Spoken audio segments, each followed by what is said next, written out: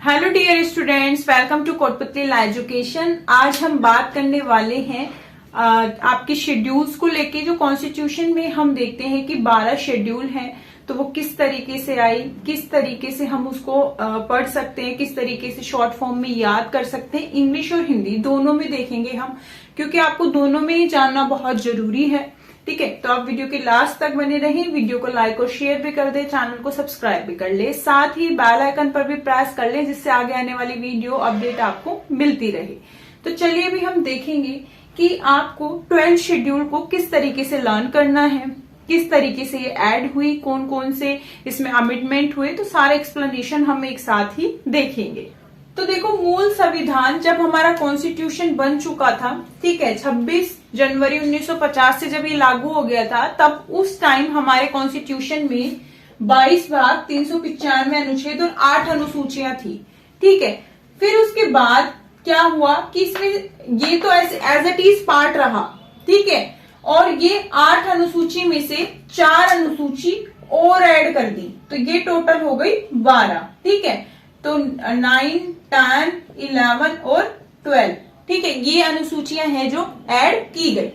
अब क्या हुआ कि फिर उसके बाद इनमें भी चेंजेस कर दिए गए। वर्तमान समय में 12 अनुसूचियां हैं, 460 अनुच्छेद है लगभग। ठीक है, कोई 448 बताता है तो कोई 460। पर जब आपको कोई क्वेश्चन आता है एग्जाम में, जुडिशरी या फिर कोई एंट्रेंस एग्जाम, किसी भी में भी कोई क्वेश्चन आता है, तो आपको अनुच्छेद है जो एग्जिट वर्ड में दिए जाएंगे। ठीक है, मूल संविधान में पूछ लिया जाएगा या फिर संशोधन के बाद पूछ लिए जाएंगे, तो लमसम इतने ही है। फिर है 25 भाग है। अब क्या हुआ कि एक केशवानंद भारती का जो केस आया था, उसमें बताया गया था कि कॉन्स्टिट्यूशन में आप अमेंडमेंट तो कर सकते हो, पर उसके जो बेसिक स्ट्रक्चर है उसको चेंज नहीं कर सकते आप। तो इस वजह से इनको संहिताबद्ध नहीं किया गया है। सिर्फ 12 अनुसूचियां हैं, ये तो संहिताबद्ध है, पर बाकी ये संहिताबद्ध नहीं किए गए। आज भी आप बुक्स में देखोगे तो सिर्फ 22 भाग और 395 अनुच्छेद ही मिलेंगे। हाँ, आपको संशोधन करके बता दिया जाएगा कि इतने सब चीजें चेंज की गई है, पर वही मूल ढांचे को बिल्कुल भी छेड़छाड़ नहीं की है। ठीक है, तो अब हम देखेंगे कि ये जो 4 अनुसूची और कौन सी थी और 8 अनुसूचियां कौन सी है, कौन कौन से अमेंडमेंट हुए। 10वीं में 52वां संविधान संशोधन हुआ था, इसमें 73 और इसमें 74। ठीक है, तो ये संशोधन भी लर्न करने होते हैं, एग्जाम के पॉइंट ऑफ व्यू से बहुत इंपॉर्टेंट माने जाते हैं। तो अब हम देखेंगे अनुसूचियों को इंग्लिश और हिंदी दोनों में। हमने देखा कि 12 अनुसूचियां ये ऐड हुई थी, मतलब 4 और ऐड हुई थी, 8 पहले से ही थी। तो देखो, फर्स्ट क्या है? फर्स्ट है कि राज्यों और केंद्र शासित प्रदेश। ठीक है, मतलब राज्यों और केंद्र शासित प्रदेशों के बारे में बता रखा है। जब आप कॉन्स्टिट्यूशन को पढ़ोगे तो फर्स्ट तो भाग है जो उसका, मतलब जो भाग 25 है अभी, और वैसे 22 है। ठीक है, उनमें बताया गया है आपको कि जो फर्स्ट भाग, मतलब उसका जो पहला पार्ट है या भाग है, उसमें आपको बता रखा है कि आपके संघ और उसके प्रदेश या फिर उसके राज्य कौन कौन से होंगे। ठीक है, और जो दूसरा है उसमें आपको ये बता रखा है कि किस तरीके से हमें इंडियन की जो नागरिकता है वो कैसे मिलेगी। पाकिस्तान से जो चले गए थे फिर वो वापस आए, उनको क्या मिलेगी। जो अपनी खुद की इच्छा से जिन्होंने नागरिकता जो छोड़ दी, कोई विदेश में रह रहे हैं, तो उनको इंडियन माना जाएगा, या फिर जिस कंट्री में वो रह रहे हैं वो माना जाएगा।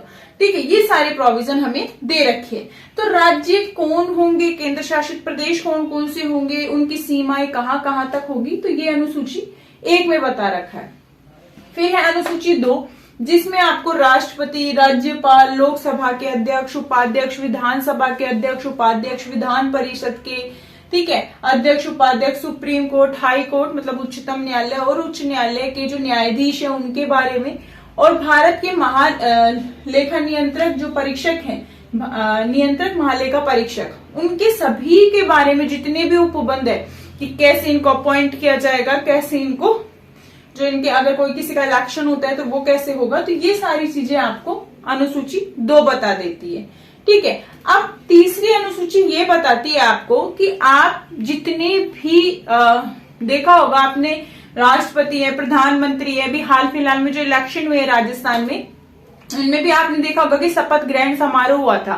ठीक है, तो वो कहाँ पे लिखा हुआ है, मतलब कहीं तो लिखा होगा ना कि ऐसे सभी को शपथ दिलाई जाएगी जो एमएलए बन रहे हैं, ठीक है, या फिर जो आपने देखा होगा कि जो सीएम बना है अभी, ठीक है, वो सभी शपथ ले रहे हैं, पर वो कहाँ पे ले रहे हैं, मतलब कौन से प्रोविजन लिखा हुआ है, तो अनुसूची 3 में लिखा हुआ है। जब आप कॉन्स्टिट्यूशन को पूरा पढ़ोगे तो उसमें हर जगह जहां पे शपथ के बारे में बता रखा है, जैसे राष्ट्रपति की शपथ के बारे में आर्टिकल 60 में बता रखा है, ठीक है, तो वो आपको बताएगा कि शपथ या प्रतिज्ञान, ठीक है, ओथ और एफर्मेशन, वो उसका प्रारूप दे रखा है कि इस प्रारूप के अनुसार इनको शपथ दिलवाई जाएगी, तो वो है तीसरी अनुसूची।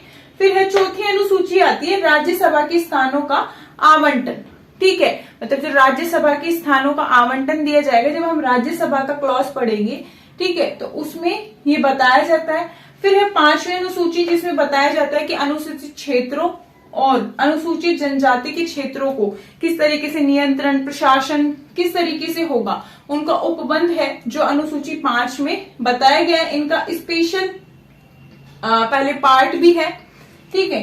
फिर है 6, जिसमें आपको बता रखा है असम, मेघालय, त्रिपुरा, मतलब जो बाद में ये जोड़े गए थे, पहले ये जो राज्य थे इनके प्रशासनों का कुछ भी नहीं था, ठीक है, तो उनके प्रशासनों के बारे में उनके प्रशासन के बारे में स्पेशल, क्योंकि यहाँ पे क्या है, जो क्षेत्र है जनजाति क्षेत्र है, यहाँ पे उनके प्रशासन के बारे में एक अलग से उपबंध किया गया और उसको अनुसूची 6 में जो है डाल दिया गया। फिर अनुसूची 7 है, बहुत इंपॉर्टेंट है ये, बाकी ये 3 अनुसूची और ये आपकी 4 भी इंपॉर्टेंट है। फिर है 7, बहुत इंपॉर्टेंट है। देखो इसमें आपने बहुत बार सुना होगा कि जो सेंट्रल गवर्नमेंट है वो अपने सब्जेक्ट्स मैटर पे लॉ बनाती है, स्टेट अपने सब्जेक्ट मैटर पे बनाती है, और कुछ जगह स्टेट और यूनियन है जो मिलके दोनों काम करती हैं कुछ सब्जेक्ट मैटर्स पे, मतलब विषय उपबंधों पे, ठीक है, तो वो यही है संघ सूची, राज्य सूची और संवर्ती सूची। संघ सूची पे आपकी जो यूनियन है, मतलब जो सेंट्रल गवर्नमेंट है, वो अपने सब्जेक्टों पे काम करती है। राज्य सूची है, मतलब जो स्टेट गवर्नमेंट है वो इस पे काम करती है, और संवर्ती पे ये दोनों मिलके, मतलब जो सेंट्रल और स्टेट गवर्नमेंट मिलके इस पे काम करते हैं, ठीक है। फिर आया भाषाएं, आपको 22 भाषाएं ऐसी बताई गई जो ऑफिशियल लैंग्वेज बता दी, ठीक है, उनमें आप बातचीत कर सकते हो, अगर हम मान लें संविधान के तौर पे, ठीक है, लीगल लैंग्वेज बता दी एक तरीके से कि ऑफिशियल लैंग्वेज की इसमें ये सारे काम हो सकते हैं, सिंधी, कोंकणी, ठीक है, डोगरी, बहुत सारी 22 भाषाएं हैं, ठीक है, जिसमें आपको ऑफिशियल लैंग्वेज इसको बताई गई है, ठीक है। फिर आता है, पहली अनुसूचियां 8 ही थी, बस यहां तक भाषाएं तक। फिर आया आपका ये 4 अनुसूचियां अलग से ऐड की गई। 9वीं अनुसूची थी जिसमें कुछ अधिनियम और विनियमों का विधानीकरण होता है, ठीक है, विधिमान्यकरण मतलब जो लैंड रिफॉर्म्स थी उनके लिए, और लैंड रिफॉर्म्स के अलावा भी कई सारी चीजों के लिए ये 9वीं अनुसूची जोड़ी गई। फिर 10वीं अनुसूची आई दल बदल।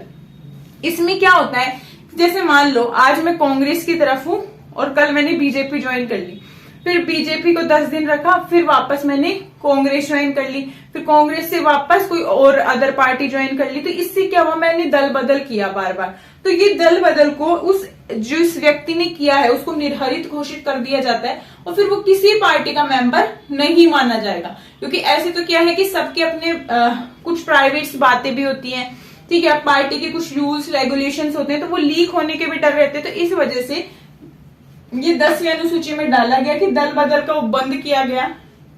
फिर 11वीं अनुसूची आई, ठीक है, 11वीं अनुसूची में पंचायत, जो अभी आप देखते हो कि छोटे गांव स्तरों को पंचायत ही जो है देखती है, तो पंचायतें बनाई गई, ठीक है। फिर उसके बाद आया नगर पालिका का उपबंध कि फिर नगर पालिकाएं बनाई गई, तो ये 73वां संविधान संशोधन और ये 74वें संविधान संशोधन में इनको जोड़ा गया। तो ये आपकी 12 अनुसूचियां हैं। एक बार हम इंग्लिश में भी देखेंगे इनको कि इंग्लिश में आप इसको और किस तरीके से लर्न कर सकते हो शॉर्ट फॉर्म। हम 12 शेड्यूल को इंग्लिश में देखेंगे, ठीक है, पर इसकी एक ट्रिक है, शॉर्ट आप इंग्लिश से भी याद कर सकते हो, ठीक है, हिंदी में तो बहुत बड़ा बड़ा था, इंग्लिश में हम छोटे छोटे पॉइंट से जान सकते हैं। देखो, टीयर्स ऑफ ओल्ड पीएम, ठीक है, तो पहले टी को लेंगे हम। टी से क्या हुआ, टेरिटरी एंड स्टेट, जैसा कि फर्स्ट में था कि राज्य और केंद्र शासित प्रदेशों के बारे में उपबंध था।